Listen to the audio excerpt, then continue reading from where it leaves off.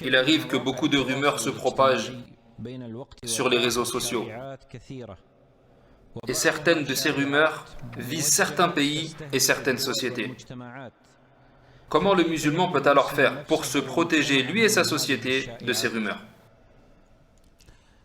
Il n'y a aucun doute que dans les réseaux sociaux et les nouveaux médias, quels qu'ils soient,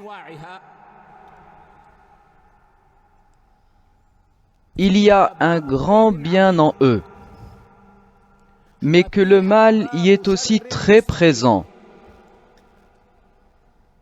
Le musulman sage et intelligent doit alors profiter du bien qui y circule et qu'il participe à ce bien s'il en a les capacités.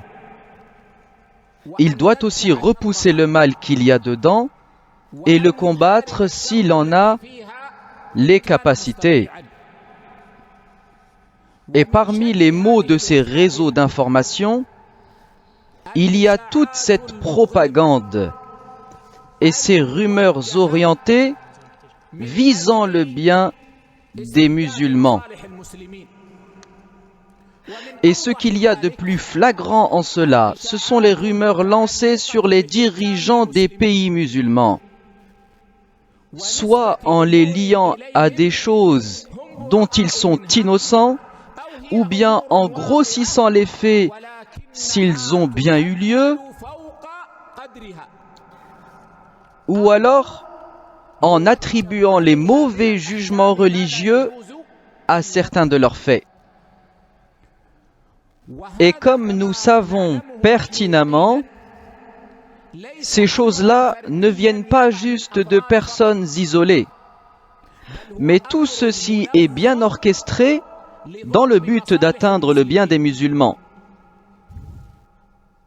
Et le moins que tu puisses faire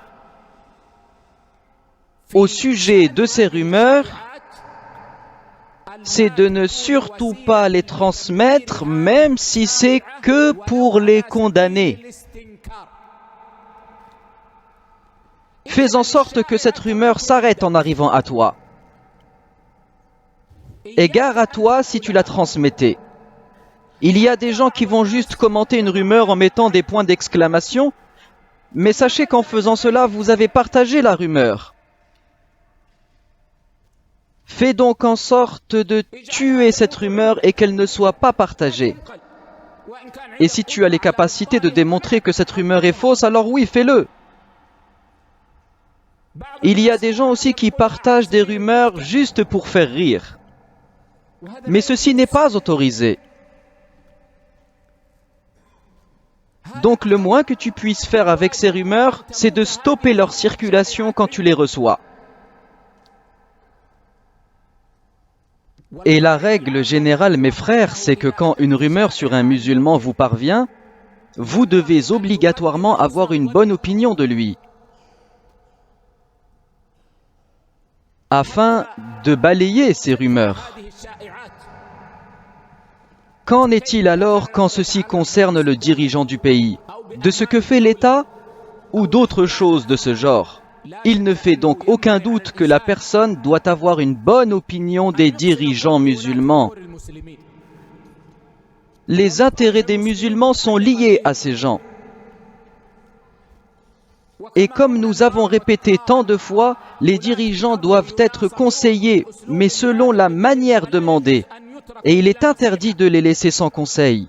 Cela dit, il faut les conseiller tout en respectant le rang qu'ils occupent. Et il est interdit de les rabaisser aux yeux des gens.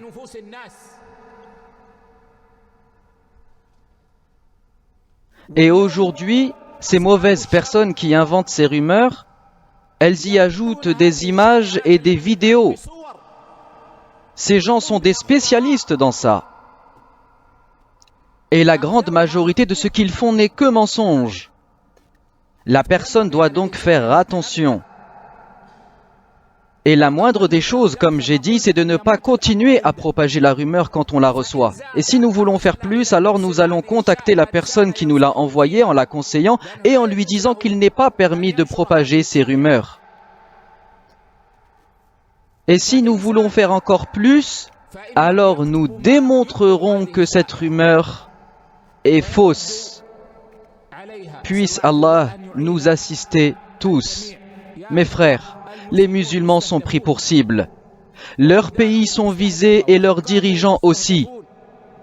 Nous ne disons pas que les dirigeants des pays musulmans ne font pas d'erreurs et qu'ils ne font pas de péché.